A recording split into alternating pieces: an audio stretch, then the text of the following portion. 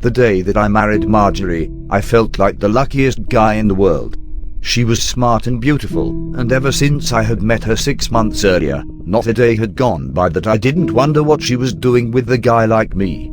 It wasn't that I'm a losery think I'm a good guy and look well enough, and the only real ding in my eligibility as a good boyfriend or husband was that I lost my job recently due to layoffs. But even that was turning around, as I'm supposed to be starting the process of getting a US Customs job at the Savannah docks at the end of the month. If it all worked out, it would mean better pay and benefits, plus great retirement. It was just that Marjorie seemed close to perfect. She didn't have any family aside from an older brother she was close with, and she was the type to have tons of casual friends but few close ones. Everyone loved her, and I could tell when we went out all the guys and a few of the girls were jealous that I was the one with her. When she proposed to me 3 weeks ago, I was taken by surprise, but I'm not overly traditional. It never occurred to me to say no or put off us getting married. Some of my friends asked me about it, of course, wanting to make sure I wasn't moving too fast. That I knew her well enough to know that she was the right one and this was the right time. But I just laughed at that, joking more than once that not only was I sure, but I needed to hurry up and marry her before she realized what she was getting herself into. Initially, we hadn't planned on taking a honeymoon for a while so I could start this new job and we could both save up money, but the day of the wedding, Marjorie's brother Pete surprised us with an invitation to take an impromptu trip west with him for a few days. He was a very successful long-haul trucker and had just bought a brand new semi that he claimed could comfortably hold 6 people, much less 3, and he was heading out to California in a few days. I had misgivings at first. It sounded like a long and potentially uncomfortable trip, particularly for a honeymoon. But Pete explained that he had a hot site lined up out there and he would love for us to go. Hot site was the lingo he used for places that were supposed to be legitimate locations of documented paranormal activity. Ghost hunter type stuff, though it wasn't limited to ghosts. He had told us tons of stories the few times we had hung out, ranging from looking for Bigfoot up in Canada to exploring a deserted high school for a ghost in the Midwest. He was passionate about the stuff, and while I didn't believe in ghosts and goblins myself, I could tell that Marjorie did. And Pete was a fun guy in my limited experience, full of interesting tales and funny jokes. I had always felt comfortable around him. Accepted. And that meant a lot. Still, the idea was to drive to California over 4 days, spend a week out there having fun, and then 4 days back. That was a long time to be traveling with a new bride and a brother-in-law I didn't know that well. Plus, there was the financial side of it. We didn't magically have a lot of money just because he was offering a trip. But Pete had answers for that too. His company, which he was partners in, would cover the room and the travel expenses, including a rental car for the week when we got to California. Same went for food. When I started to object to him paying for everything, he shook his head and patted my shoulder. He said it was his wedding gift to us, and it was not a big deal. He'd write off the expenses on his taxes and appreciate the company. And naturally, he said with a wry grin, he knew that we would want our privacy. We'd have our own room on the road every night, and he knew a great hotel for us to stay at once we arrived in California. The owner was a friend of his and had already said he'd comp us 2 rooms for the week we were there.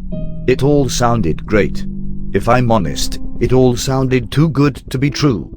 I suddenly had images from half a dozen movies I'd seen where people end up being arrested as drug mules or dissected in warehouses run by sadists or organ thieves.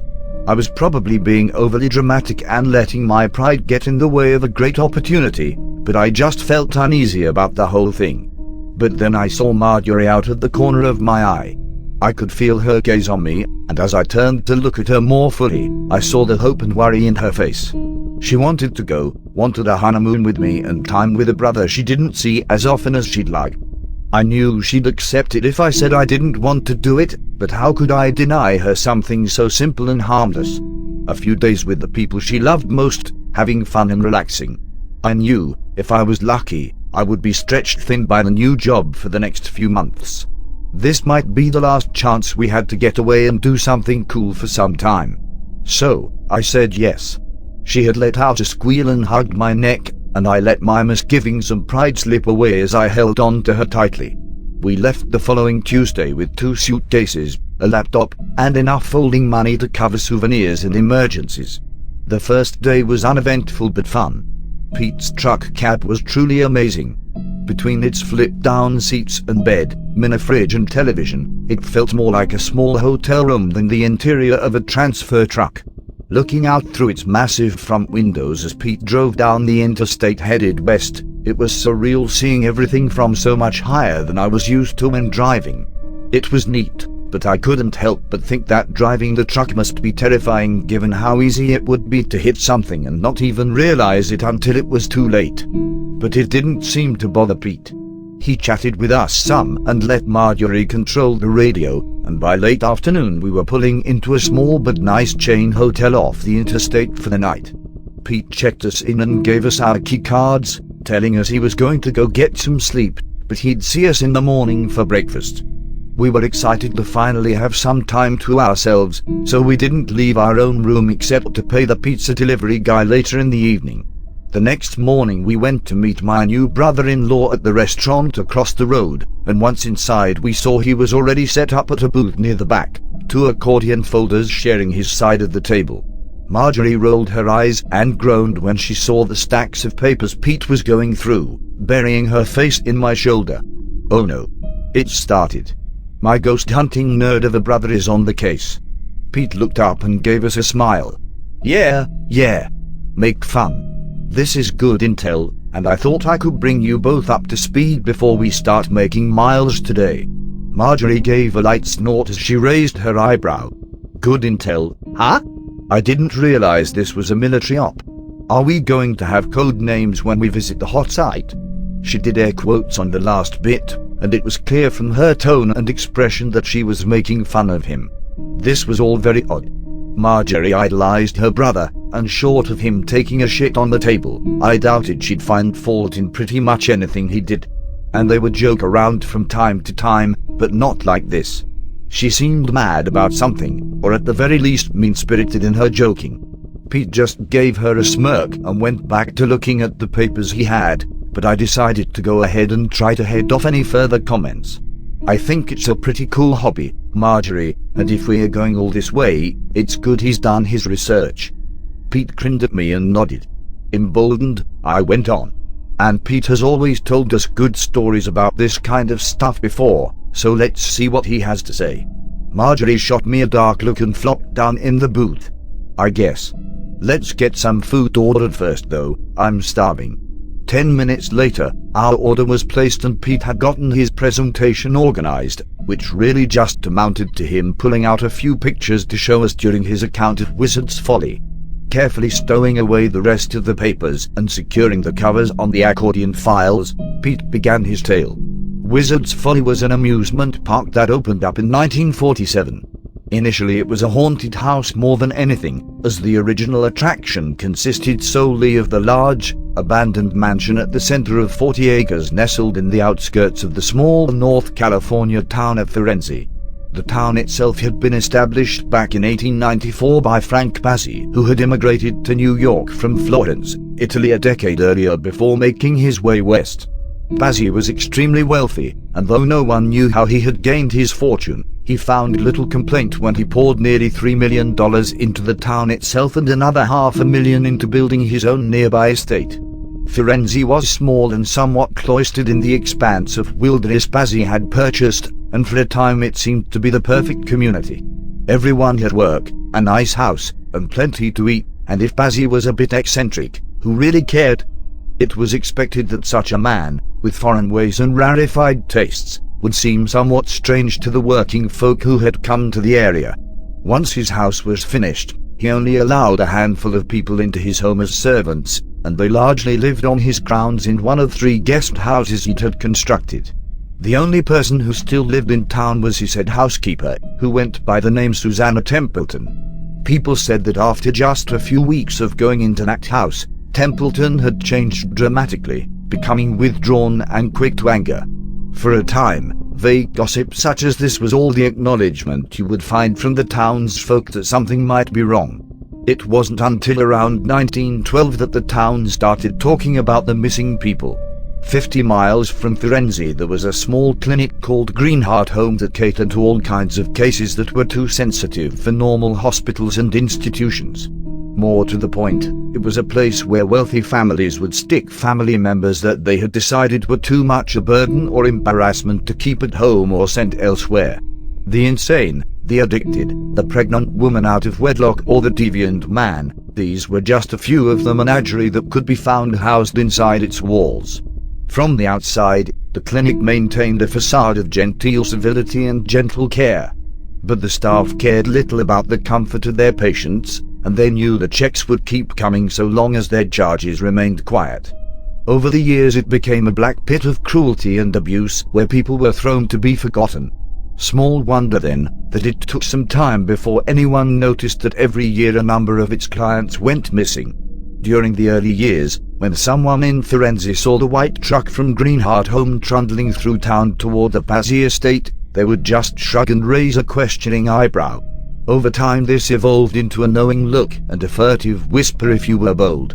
But those that spread gossip and rumors about what Pazzi was doing up there were careful to do so discreetly. It was too good a town, too good a life, to risk angering the head of their little forest kingdom. In late 1911, there was a massive fire at Greenheart Home. 37 people died, and those that survived were sent back home or to other institutions in other parts of the country. For a time afterward, everything was quiet and nothing changed in the town of Firenze. But then people from the town started disappearing. In the 1910 US Census, Firenze was reported to have 958 citizens. By the 1920 census, that number was down to less than 500. Now most of that wasn't missing people, of course. Those with better sense or more resources left the town before it got really bad, and that accounted for several hundred people over the course of several years. But in the 10 years after Greenheart Home caught fire, there were an estimated 65 or more people that just disappeared. Now listen closely to this next part, because it's important. The records are spotty from back then, particularly in an isolated town like Firenze, but for the most part the journals and newspaper articles agree with the handful of eyewitness accounts that were collected by ambitious authors and reporters scavenging the area after it was all over. When I say these people disappeared, I mean just that. Not that they were abducted from their homes by Pazzi's henchmen in the middle of the night. Not that they were snatched off the street by mysterious figures.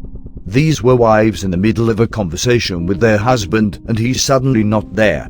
Children playing in a swing one moment, and gone without a trace the next. There were over a dozen accounts of different people literally disappearing in front of people's eyes, to say nothing of the scores of other people that went missing when no one was around. After a few months of this, the leaders of the town had gone to Pazzi, hats in hand, trying to probe him for information, help, or some clear sign that he was involved. Pazzi listened to their concern with all the attention of a disinterested king before clucking his tongue with concern and patting them on the head. He promised to offer rewards for any and all of the missing, and the next week there were several flybills up around town proclaiming 1,000 for the return of any of those that had gotten lost. Because that's how the townsfolk that stayed in Firenze started to refer to them. Oh, Bill Gunderson. Yeah, he got lost last spring. His wife Polly is still running the store though, and isn't she doing a good job? There was an unspoken consensus in the town that while concern and action would be given lip service, no one was really going to rock the boat. The flybills would be torn down until the next season of disappearances, when they would go up again for a few days. In between, people were growing tenser and more frightened, but they largely kept it to themselves. Then Annabelle Perkins got lost. Her husband, Rudolph Perkins, had moved them to Firenze 2 years earlier, and while by all accounts they were liked and respected, it was known that Rudolph and Annabelle were both more vocal in their concerns about the periodic rash of disappearances that seemed to plague their town. Their friends and neighbors tried to mollify them, of course, and for a time that seemed to help. But when Annabelle went missing while in the middle of taking a bath one night in December of 1921, Rudolph was beyond persuasion. He gave voice to what so many in the town knew. Frank Pazzi was the one behind the disappearances somehow. And whatever he was doing to those people, they were never seen again. It took only a couple of hours to talking to his friends to gather up a large crowd that had grown tired of living in fear and dread. Like a scene out of an old monster movie, they stormed the estate and began searching for Bazzi to demand answers. Unfortunately, he was nowhere to be found. What they did find, well, there's not a lot that's clear from that night. I know that 15 people went to the house, and several of them died inside, but it's unclear how or why that happened. They tried to question his house staff, but they were all gone as well, and when they went to the head housekeeper's home, Susanna Templeton was dead, having hung herself from a clothesline in the backyard. One of the survivors of that night wrote a brief account of what they found in the house. Much of it was garbled and hard to make sense of, but one thing was clear. At some point they went into the lower levels of that house and found hidden chambers no one knew even existed. Bazzi had recruited some of his builders from somewhere else, and it must have been those men that had dug out the subterranean rooms and installed all of the cages and apparatus. To call it a torture chamber or a dungeon is inaccurate. More accurately, it was a black shrine to some form of occult worship. There were strange symbols etched into every surface, and one of the spaces included a large pit filled with the refuse from nearly 2 decades of human sacrifice. It was here that the account gets especially hard to follow, as it seems to be talking about the mound of bones and flesh moving or rising up against them, while also talking about Rudolph finding his beloved Annabelle even as he joined the other men in a terrible scream. It's very weird, raw stuff. The guy who wrote it died only a few weeks later, so there was never a chance for anyone to find out what he really meant. In any case, that was the death blow for Firenze, and by 1923 it was a ghost town. It might have just faded away forever, slowly getting consumed by the forest at its edge, if it hadn't all been bought by a man named Wilson Tattersall, the owner of a large security firm in the east that was slowly taking business away from the Pinkerton agency. Tattersall knew the value of grabbing up land in the west with his newfound fortune. By 1932, Bazzi had gone from having been declared missing to being declared dead. With no will or heirs, the estate and the city itself reverted to the state of California, who was more than happy to sell it cheaply to the man from Virginia who was already buying up large swaths of land around the state. It lay fallow for several more years before Tattersall began to develop it. In 1945, he announced plans to turn it into an amusement park of sorts. Keep in mind that this was 10 years before Disneyland opened, so the idea of an amusement park in the mid-40s was typically confined to state fairs or a few bigger places like Coney Island or White City. The parks had rides, even roller coasters, but between the Depression and World War II, a lot of them had shut down. The idea of building a brand new one, particularly in the middle of nowhere, and especially at the scene of so much horror, seemed insane to me when I first read about it. But then I realized that no one really knew what had happened in Firenze. Aside from a few articles at the time and the journals that were found by authors and researchers in the years since, it was just never widely known or talked about.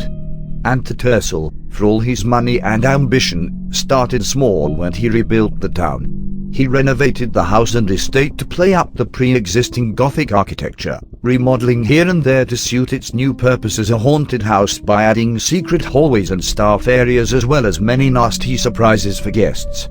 The lower levels were supposed to be off limits, however. Whether that meant that he sealed them off or had preserved them in their original state, no one knew. When the park opened in 1947, it was called Wizard's Folly. This played into the new legends that Tattersall had been strategically inserting into the rumor mills of towns in the surrounding counties. Instead of dozens of dead and missing, there were only a couple of girls and a little boy that were victims of the cruel Francesco Bazzi, a vile man who considered himself a wizard and alchemist of sorts. He had allegedly taken the victim's blood as part of some insane ritual to make a philosopher's stone, which he hoped to use to convert various substances into precious metals. Instead, the ritual went awry and he wound up burning to death in the bowels of his strange home. It is said that he and his guests still haunt those very halls. Also, the ads said, a bunch of bullshit, but it spread like wildfire. Most people were tight on money back then, but they were also hungry for some time away from the realities of daily life. At a penny per person, carloads of people were making the trek and standing in line to get in from the first week it was open. By the time word had spread about how terrifying the house was, how you really did need to try it for yourself, the wait to get in was over 4 hours. In the following 6 months, the park not only grew in popularity but in size as well. This was, for all intents and purposes, an adult theme park, but the estate could only hold so many visitors at a time if it was going to be an effective haunted house. So they added a kart track and a tilt-a-whirl, followed by a hot dog stand that served beer. Next was a handful of booths where guys could try to win cheap toys for their dates, along with a curiosity show that was essentially a freak show on the front end and a peep show on the back. By October of '47, they had started building a real, honest-to-God wooden roller coaster too.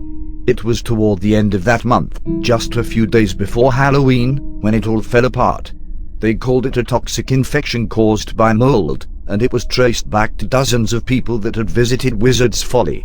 But based on some things I've found, that was just a cover story. Over 300 people scattered across 6 states reported seeing and hearing things, vomiting, and feeling an oppressive sense of being watched. This was covered up because of the 2 things that they all had in common. The first was that they had all visited Wizard's Folly at some point in the 6 months it had been open. The second was that all of them started experiencing symptoms at exactly the same time, 9:23 p.m. Pacific time on October the 27th, 1947. Whatever happened that night in October at Wizard's Folly, it was covered up, and the park was closed permanently the next day. Since that time, it's been abandoned and forgotten. The Tattersall Company, now called Tattersall Global, still owns the place, but it's just a relic. They have a couple of guards patrolling it, and it's become a bit of a holy grail in some corners of the internet paranormal community, because no one has ever managed to get in more than a few yards before they are caught and turned away. Then 2 months ago a guy started posting on a forum I frequent. Claimed that he and a buddy of his worked as guards for Tattersall at the old Wizard's Folly Park. People immediately called bullshit, but the next day he posted several pictures online of him at the park, and it looked legit. He said that for 5,000.00, him and his buddy would take off a couple of hours at an appointed time, leaving the gate open for the buyer and whoever he wanted to bring. The only rules were that they didn't break or take anything, and they were out again before the 2 hours was up. I wound up in a brief bidding war with a lady from Seattle, but I managed to get it for 8,000.00. Marge, don't look like that. I've got the money to spend, and this is a once-in-a-lifetime chance. But anyway, that wraps up my presentation for now. There's more to show you, but we'll get to that later. I looked past between Pete and Marjorie, but I couldn't read its significance. I was kind of blown away by everything I had just heard, and that it had all come from Pete. When I told him so, he smirked at me as he forked in a mouthful of cold eggs. Oh, because I drive a truck you think I can't be smart? Can't read? I felt my face flushing crimson. No, that's not what I meant at all. It's just all that information. It's impressive is all. It must have taken you a long time to put all that together. He laughed and Marjorie joined in now, her earlier anger seemingly forgotten. I'm just fucking with you, Phil. But yeah, it took a long time, even with the internet. This shit is obscure, and some of the people you run across in these circles don't like to turn loose of the little nuggets they've found along the way. It was fun though, and I think it'll be worth it. This one is really something. I can feel it. I gave them both a relieved smile and nodded. I didn't want to hurt his feelings, and I didn't want to be stuck on an awkward trip for 2 weeks either, so seeing them both joking and in good spirits again eased my worries. I realized I had never looked at the pictures he had pulled out at the start of his story, so I picked them up now. 2 of them were old and faded black and white photos of Wizard's Folly back in its heyday, steady streams of people headed this way and that through what looked like a cross between a carnival and a strange garden party. The last one was obviously far more recent, and it showed a chubby, balding man in a security uniform smiling uncomfortably in front of the looming face of a Gothic mansion, its dark stone as stormy grey in the overexposed picture. I felt an unexpected shudder looking at that last picture, and I set them all down quickly. Pete looked at me silently for several moments, and then glanced out the window. It's getting late. We need to get a move on. Miles to go before we sleep.